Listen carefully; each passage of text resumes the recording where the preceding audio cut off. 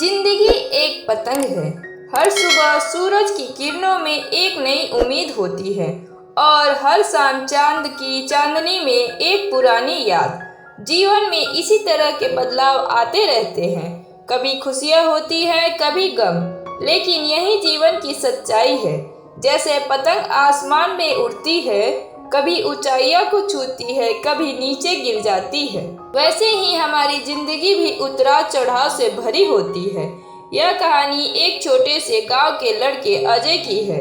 अजय गरीब था, लेकिन उसके पास एक सपना था। एक दिन वह आसमानों में सबसे ऊंची उड़ान भरने वाली पतंग बनाना चाहता था।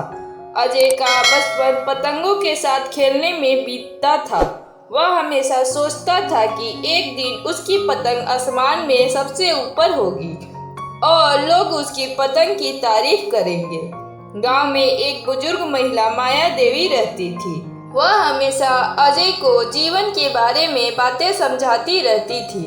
माया देवी ने एक दिन अजय से कहा, बच्चे, जीवन भी एक पतंग की तरह होता है। पतंग को उड़ाने के लिए किसी को धागा पकड़ना पड़ता है और यदि वह धागा टूट जाए तो पतंग भी गिर जाती है।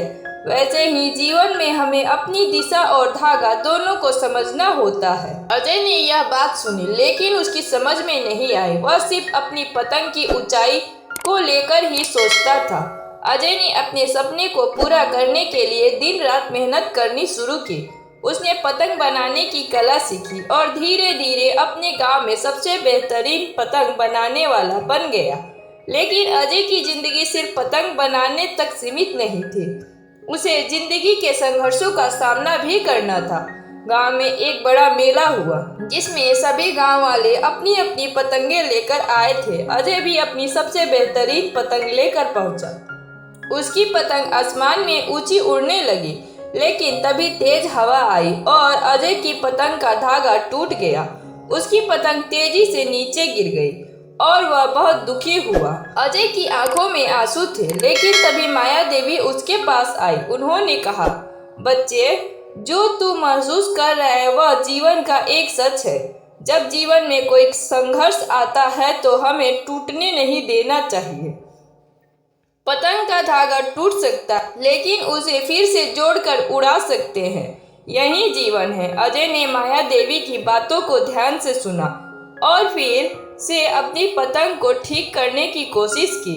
धीरे धीरे उसने समझा कि जीवन में कठिनाइयां तो आएगी, लेकिन यदि हम सच्ची मेहनत और लगन से काम करें तो हम अपने सपनों को पूरा कर सकते हैं। कुछ दिन बाद गांव में फिर से एक मेला हुआ और इस बार अजय ने अपनी पतंग को पहले से भी ज्यादा मजबूती से तैयार किया। वह जानता था कि इस बार पतंग को ऊंचा उड़ाना ही नहीं, बल्कि उसे संभालना भी जरूरी है।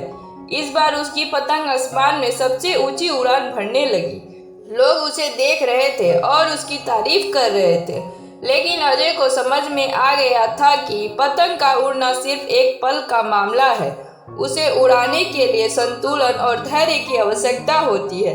जैसे ही पतंग का धागा टूट सकता है, वैसे ही जीवन की राह में भी कभी मुश्किलें आ सकती है।